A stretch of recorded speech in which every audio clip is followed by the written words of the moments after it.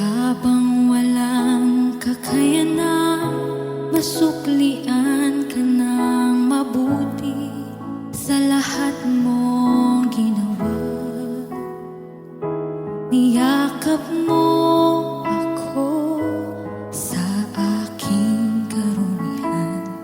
Inibig mo ako nang di kayang tumbasan.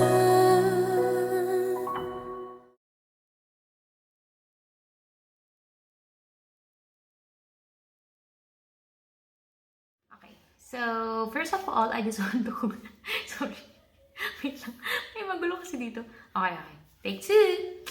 So first of all, Buddy and Cedric, syempre, congratulations to the both of you dahil this is it, malapit na talaga. So congratulations dahil nalalapit na nga isa sa mga pinapangarap nyo, sa matagal nyo nang pinaplano at sa gusto nyong mangyari sa life nyo. Naku, hindi ko ma-imagine Body na po siya from third wheel, no? Hello, bride to be not all girl. So, nauntog. So, congratulations sa'yo, Buddy. Ang mapapayo ko lang, bakit kasi may question na kung ano mapapayo mo sa kanila? Pwedeng skip ko yun, guys. So, for me ang mapapayo ko personally is never stop growing together. Dahil kahit married kayo or kahit nandiyan na kayo sa situation na yan, meron pa din kayong mga journey kung saan kailangan nyo pa din mag-grow together and madami pa kayong magiging self-discovery. Kahit na sabihin nyo na 10 years together na kayo, madami pa, pag magkasama na kayo, madami kayo mali-discover sa isa't isa. So, always remember that your marriage is a unique union between two individuals who have chosen to love and support each other unconditionally. Beshi, hindi ito yung pag-ayaw mo na kay Berna. So, hindi ito na hindi mo na mahal, ay naku, out na. Hindi ganun. So, dapat panindigan mo kung ano yung naging decision mo ngayon dahil hindi mo alam kung ano yung mga pagdadaanan niyo pa in the future. So, sana maging solid kayo doon. So, overall, ayun na, congratulations. And we wish that yung journey niyo together is maging punong-puno ng love, happiness, and endless possibilities. And may magulo kasi dito, nakaka-distract. Gusto kayong gusto kayong i-greet. So, ito siya. Wait lang. Love, come here. Come here, love. Don't be shy. Don't be shy, love. Hi! Congratulations, tita and tito! Congratulations! Bye-bye. Thank you so much. To Sarah. I'm so happy, Sarah, kasi ito na yung matagal na hinahangad ng puso mo. Nakita ka namin kung paano ka nagmahal, nasaktan, nagpatawad, umiyak, at nagmahal ulit. I'm so happy. At the same time, nalulungkot kasi habang tumatagal, isa-isa na kayong nagkakaroon ng bumubuo ng sarili niyong pamilya.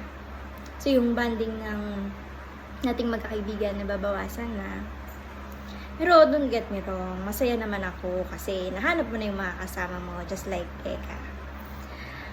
Advice ko lang, pagkasal na kayo, expect the unexpected in all aspect of marriage. Basta communicate with each other and make decisions together. Malalampasan niyo yan. Magkakaroon kayo ng happy ending. I love you. Sarah Potpot Kawai Star is signing off. Hello Sarah and Sed. Congrats sa bagong chapter ng inyong buhay as mag-asawa. Wish ko para sa inyong dalawa yung anumang bagyo or pagsubok yung dumating sa inyong dalawa ay makayanan nyo, malagpasan nyo, at masolusyonan nyo ng magkasama. And message ko kay Sarah. Kay Sarah din ako mag-message kasi alam naman niya mahal na mahal ko siya. Tsaka alam niyang suportado ko, kayo, o sila ni Sed since day one. Kay Sed, thank you kasi inalagaan mo si Sarah, aalagaan mo pa in the future si Sarah. Nandito na rin kami para sa'yo, anytime, literal na anytime. So, ayun. Congrats and best wishes! Hi, be. Grabe, hindi ako makapaniwala na ikakasal ka na. Anyways, good luck. And, dahil mag-aasawa ka na at magpapakasal, ang masasabi ko lang is, huwag magpapatukso and, ayun, wag lang susuko. Ganun talaga kasi ginusto mo naman talaga na mag-asawa na. So, yung iba kasi kaya nag-give up dahil iba nagsasawa, ganun. Pero, dapat habaan natin yung pasensya natin. Pasensya, pag-unawa, ayan. At saka, pag may problema, may konting problema, wag palakihin, yun. Wag mong papalakihin yung problema. Or, kapag siya naman yung may problema, ayun, dapat mag-ayos ang communication yung dalawa. Kasi pag nagkaroon ng miscommunication, magkakaroon ng misunderstanding. Kapag nagkaroon ng misunderstanding, magkakaroon ng away, gulo, ganun. So, habang maaga pa, agapan na para happy-happy lang ang buhay mag-asawa, di ba? Ganun. Sige na, yun lang. Good luck. Hi Sarah, best wishes sa'yo sa panibagong yugto ng buhay mo. Finally, ang happily ever after na storya mo. Nandito lang lagi ang sitya para sa'yo. Kapag kailangan mo ng umarap na kausap, matatampuhan, kahit minsan, absent ako, nandito lang kami para sa'yo. Ingat, and again, best wishes sa inyo ni Seth. Hi Sarah, congratulations sa inyong dalawa ni Cedric sa inyong nalalapit na kasal. At ang message ko sa iyo ay God's design for marriage is not to give perfect happiness, conflict-free living, and idolatrous obsession. Kumbaga yung iniisip mo sa partner mo na siya yung kukumpleto sa pagkatao mo. Or yung madalas natin naririnig na you complete me. So, these are some misconceptions about marriage. And praise be to God. Dahil siya lang. He is the one who fulfills and we find our purpose in Him. Despite these imperfections, God created the husband and wife to guide in His direction. Sa buhay mag-asawa, challenge kapag andyan yung mga bills, bihira lang kayo mag-communicate ng partner mo, or may mga pagkakataon where you feel irritated with your husband. And these reminders would help in the situation. First is, God created marriage as a loyal partnership between one man and one woman. So, doon sinabi doon that God created marriage as a loyal partnership. Kumbaga, kung meron mang ikaw needs, you have to be loyal with your partner. At ganun din si Cedric. Yung faithful and commitment to respect each other. Whether be na magkabati kayo or meron kayong hindi pagkakaunawaan, always be committed to respect each other. Kasi, di ba, kapag ka merong mag-partner na magkaaway, ang unang tawagan, sweetie, pero nung magkaaway na, hoy, ikaw, ang paslupa, or calling names dun sa kanilang partner. So, be committed to respect each other. And importantly, yung faithfulness. Kapag dumating yung time na meron kayong hindi pagkakaunawaan ng husband mo, be careful with your words. Kasi it may tear down your husband kapag tayo ay selfish, reactive, or vengeful. Na kumbaga, yung mapaghiganti ka dahil merong pagkukulang yung partner mo na hindi naibigay yung gusto mo. Katulad ng, ay, hindi mo ako nakausap hindi rin kita kakausapin. Or sa bawat mali or kumbaga meron kang gusto na gawin niya pero hindi niya agad yun nagagampanan, kumbaga nagagalit ka kaagad. Yun yung paalala sa atin na maging careful tayo sa ating words. And most importantly din ay don't ever shame your husband in public. Always build him up. So kung meron man kayong hindi pagkakaunawaan ni Cedric and mga pagtatalo, iwasan natin na gamitin natin yung social media or yung mga other platforms na to shame our partner. Kasi kumbaga conflict nitong dalawa eh. You do not have to post it to get sympathy to other people. Kasi kumbaga kayong dalawa yung merong hindi pagkakaunawaan, so you have na to solve it together. And nandun yung respect na kahit kayo ay hindi na meron kayong hindi pagkakaunawaan, you have to be respectful pa din. And second is, marriage is the firmest foundation for building family. Ito yung kagandahan or isa sa mga regalo ng Panginoon kapag ang dalawang tao ay nagpapakasal. Ito yung pinakamatibay na foundation in building family. Dahil naandun yung pagsunod sa commandment din ng Panginoon. And praise God kasi I know na gustong-gusto nyo nang or gustong-gusto mo nang magkaanak. And I'm very glad na nagpakasal muna kayo bago kayo nagkaroon ng anak.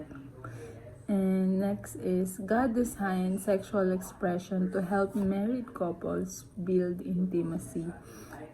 Yung iyong pangangailangan physically at ganun din kay Cedric ay hindi nyo na kumbaga individually, you do not find it to other people but only to your husband.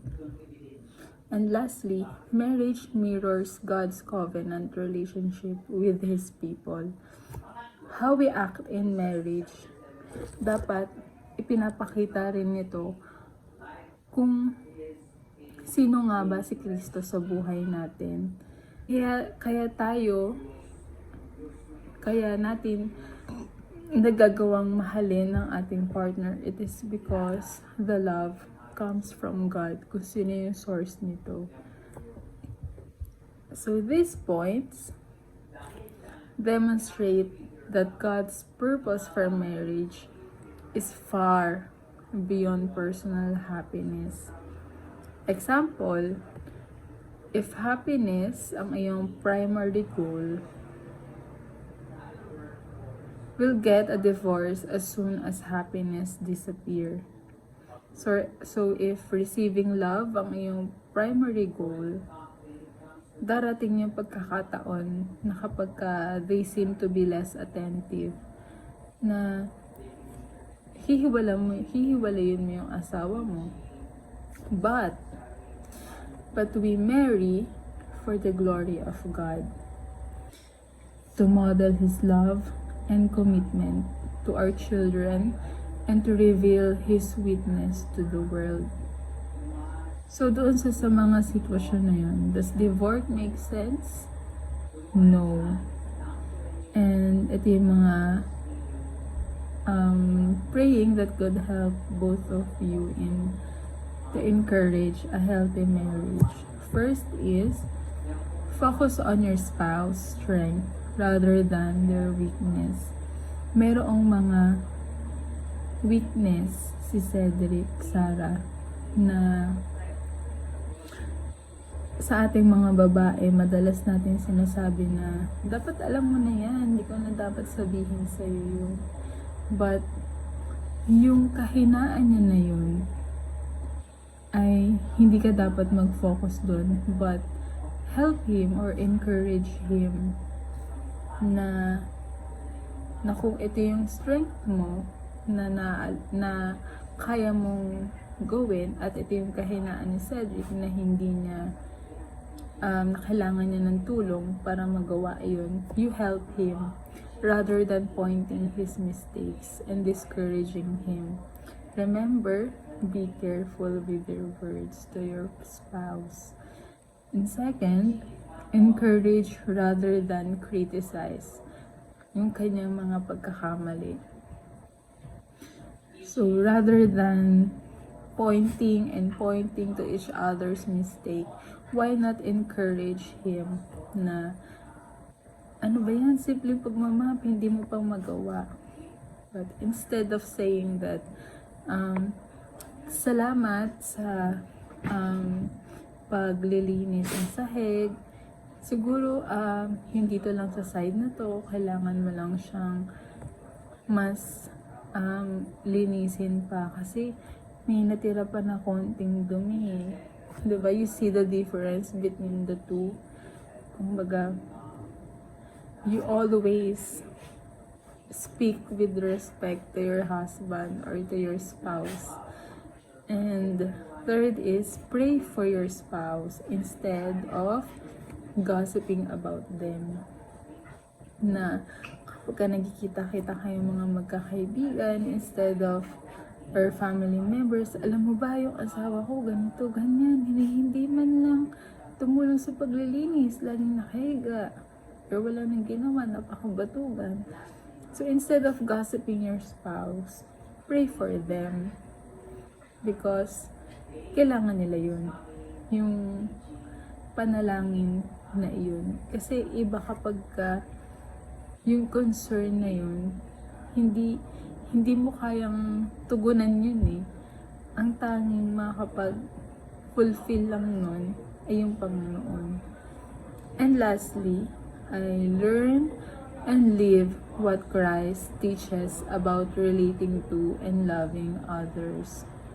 So, parehas kayong mamuhay, parehas kayong mag-aral ng salita ng Panginoon. And to love each other and also to other people as well. Dahil katulad nga sa sinabi kanina, hindi si Cedric or hindi si Sarah ang kukumpleto sa pagkatao niyo, kundi ang Panginoon.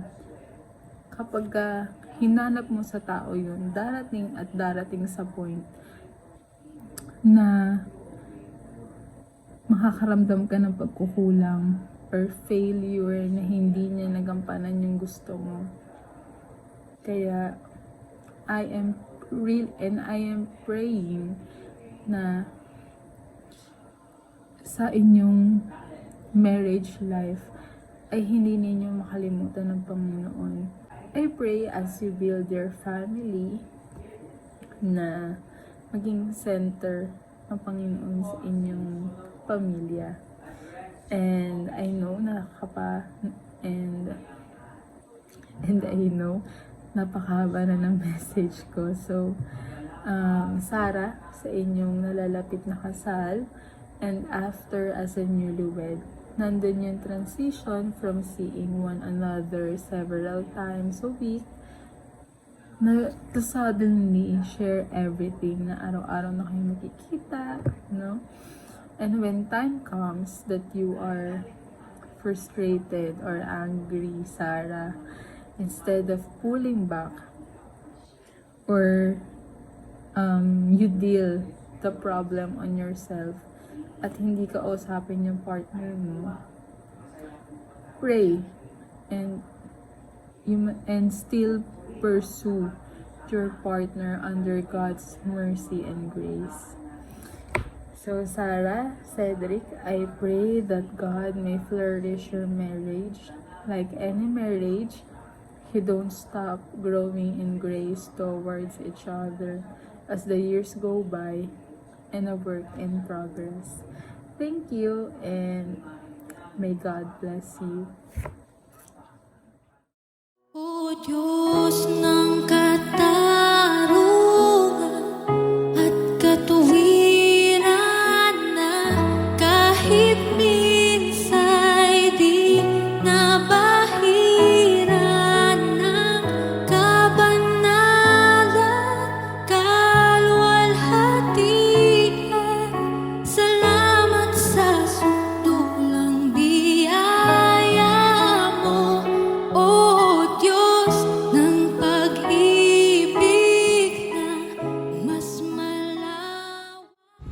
Hi po, gusto kong congratulate ka. This is it. Matagal mo na ito kumintay, alam ko yun. Sana maging masaya ka sa mga desisyon na gagawin mo sa buhay mo. At alam ko naman na mahal ka ni Cedric. And panatag kami ni Mama na aalagaan kanya gaya ng pag-aalaga namin sa'yo. Basta lagi man tatandaan, nandito lang si ate. Magbibigyan na rin para maalagaan ko. Basta lagi man tatandaan, mahal na mahal ka namin. At syempre, mahal na rin namin si Cedric.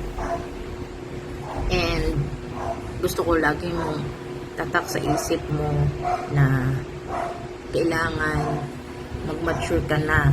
Mature enough para maging maganda yung way ng pagsasama nyo yung mag-asawa. Gusto ko rin mas maging matatag yung loob mo. Kasi tandaan mo, may asawa ka na. Hindi always nandiyan kami sa tabi mo. Pero lagi pa rin kami nandito para gabayan ka. Mahal kita, mahal ka ng mga pamangkin mo. Tandaan mo yan. We love you po. We are happy to congratulate you sa darating na wedding. Congrats anak sa nalalapit mong kasal. Sana yung dati mong ginagawa nung dalaga ka, baguhin mo na. Siyempre, iba na yung tatahakin mong daan. Dapat bigayan kayo, huwag kayo tumulad sa amin ng papa mo. Kailangan matuto ka na. Hindi pwede yung mama ka ng mama. Dapat hindi ganon. Dapat kayanin mo lahat. Alam ko namang hindi ka pababayaan ni Cedric dahil alam kong mahal na mahal ka niya. At ako naman, andito lang ako lagi sa'yo. Kung ano man ang kailangan mo, nandito lang ako. Sana maging matatag kayo sa tatahakin yung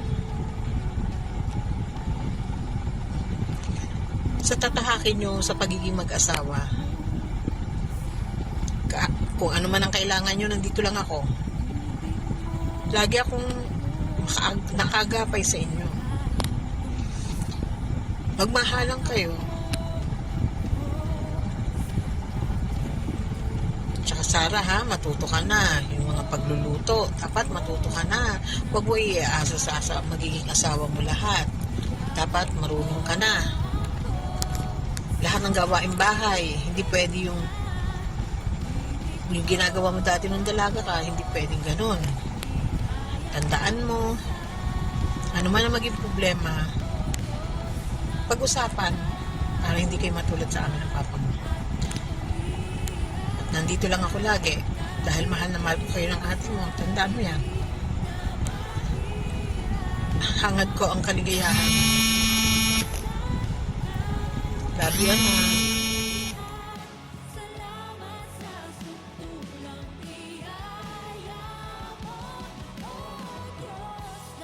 Yun, shoutout sa'yo, Sarah Jane Balmidals. Ay, hindi pala to shoutout, no? Pero di ko na papabain to. Unang-una pala. Unang-una, papasalamat ako na nag-kiss ka sa akin ng ilang taon na naman na yun. Hindi ko na dapat, basta thank you. Kasi lagi nga nandiyan para sa akin. And ito na ito na yung araw na hintay natin dalawa na matupad. Siyempre, congrats sa atin dalawa kasi yun basta hindi ko nabababain pa. Maraming salamat sa iyo kasi hindi mo iniwan. Alam mo na yun, ang mahal na market.